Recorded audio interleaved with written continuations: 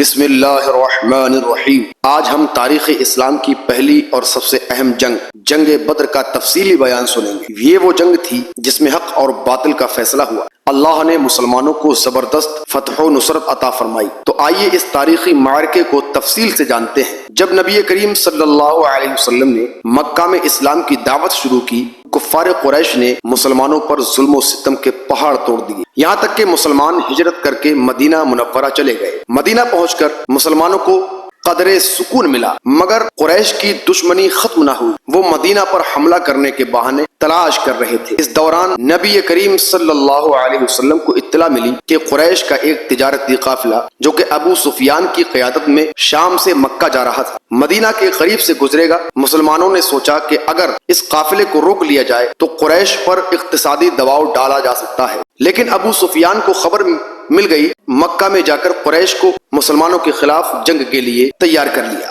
قریش نے ایک زبردست لشکر تیار کیا جس میں 1000 جنگجو، 600 زرہ پوش سپاہی، 100 گھوڑے اور 700 اونٹ شامل تھے۔ ان کے پاس بہترین ہتھیار اور سامان جنگ بھی موجود تھا۔ ابو جہل، عتبہ بن ربیعہ، شیبہ بن ربیعہ اور ولید بن عتبہ جیسے نامور سردار اس لشکر میں قیادت کر رہے تھے۔ نبی کریم صلی اللہ علیہ وسلم صحابہ کرام سے مشورہ کیا اور 313 جانصاروں کے ساتھ نکلنے کا فیصلہ کیا۔ مسلمانوں کے پاس صرف 2 گھوڑے، 70 اونٹ اور محدود ہتھیار تھے۔ بڑے صحابہ جیسے حضرت ابو بکر صدیق رضی اللہ تعالیٰ عنہ، حضرت عمر فاروق اعظم رضی اللہ تعالیٰ، حضرت علی رضی اللہ تعالیٰ، حضرت حمزہ، حضرت سعد بن معاذ اور حضرت مقداد اس لشکر میں شامل تھے رضی اللہ عنہم ورضوا عنہ۔ 17 رمضان المبارک 2 ہجری کو دونوں لشکر بدر کے میدان میں آمنے سامنے ہوئے۔ بدر مدینہ اور مکہ کے درمیان ایک مقام تھا جہاں پانی کے کنویں موجود تھے۔ نبی کریم صلی اللہ علیہ وسلم نے ایک بہترین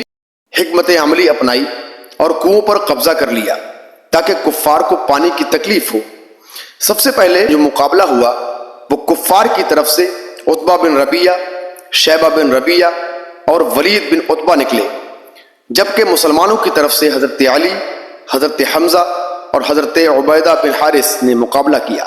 حضرت حمزہ اور حضرت علی نے دشمنوں کو قتل کر دیا، جبکہ حضرت عبیدہ زخمی ہو گئے اور بعد میں شہید ہو گئے۔ انا للہ و انا الیہ راجعون۔ جب جنگ زور پکڑ گئی تو نبی کریم صلی اللہ علیہ وسلم نے اللہ تعالیٰ سے مدد مانگی۔ اللہ نے فوراً مدد بھیجی اور قرآن میں اس کا ذکر آیا، اور بے شک اللہ نے بدر میں تمہاری مدد کی جب تم نہایت کمزور تھے، بس اللہ سے ڈرو تاکہ تم شکر کرو۔ سورہ آل عمران آیت نمبر 123۔ حضرت جبریل 1000 فرشتوں کے ساتھ نازل ہوئے جو سفید لباس میں گھوڑوں پر سوار تھے۔ فرشتوں کی مدد سے مسلمانوں کا حوصلہ مزید بلند ہو گیا اور کفار کو بھاری نقصان اٹھانا پڑا۔ جنگ کے دوران حضرت معاذ بن عمر اور حضرت معوذ بن عفرہ نے ابو جہل پر حملہ کیا اور اسے شدید زخمی کر دیا۔ بعد میں حضرت عبداللہ بن مسعود نے اس کا خاتمہ کیا۔ جنگ میں قریش کے 70 بڑے سردار مارے گئے، جن میں ابو جہل، عتبہ، شیبہ، امیہ بن خلف جیسے لوگ شامل تھے۔ 70 قریشی قیدی بنا لیے گئے، جبکہ مسلمان شہداء کی تعداد 14 تھی۔ نبی کریم صلی اللہ علیہ وسلم نے قیدیوں کے ساتھ حسن سلوک کا حکم دیا۔ بعض قیدیوں کو فدیہ لے کر رہا کر دیا گیا، جبکہ جو لکھنا پڑھنا جانتے تھے ان سے مسلمان بچوں کو تعلیم دینے کا کام لیا گیا۔ اس جنگ نے مدینہ میں مسلمانوں کی طاقت کو مضبوط کر دیا اور کفار کو سخت نقصان پہنچا۔ اس سے نتیجہ اور سبق کیا نکلا کہ ایمان اور اللہ پر بھروسہ کامیابی کی کنجی ہے۔ حق کے لیے قربانی دینا لازمی ہے۔ فرشتے اللہ کے نیک بندوں کی مدد کرتے ہیں۔ اللہ کا وعدہ سچا ہے۔ چھوٹی تعداد کے باوجود مسلمانوں کو زبردست فتح و نصرت ملی۔ دشمن جتنا بھی طاقتور ہو، اگر نیت صاف ہو تو اللہ کامیابی عطا فرماتا ہے۔ تو عزیزان ملت اسلامیہ، یہ تھی جنگ بدر کی مکمل کہانی، جہاں ایمان والوں کو اللہ نے فتح عطا فرمائی۔ اگر آپ کو یہ ویڈیو پسند آئی تو لائک اور شیئر کریں، اور مزید اسلامی باقیات جاننے کے لیے ہمارے چینل کو سبسکرائب کریں۔